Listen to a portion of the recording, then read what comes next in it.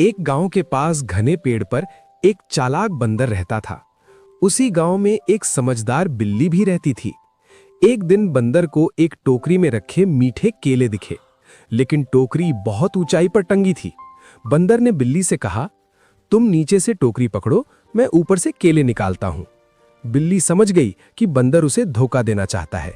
उसने कहा, पहले हम दोनों मिलकर योजना बनाते हैं। बिल्ली ने एक लंबी लकड़ी लगाकर टोकरी नीचे करवाई। दोनों ने केले बराबर बराबर बांट लिए। बंदर को अपनी चालाकी पर शर्म आई और उसने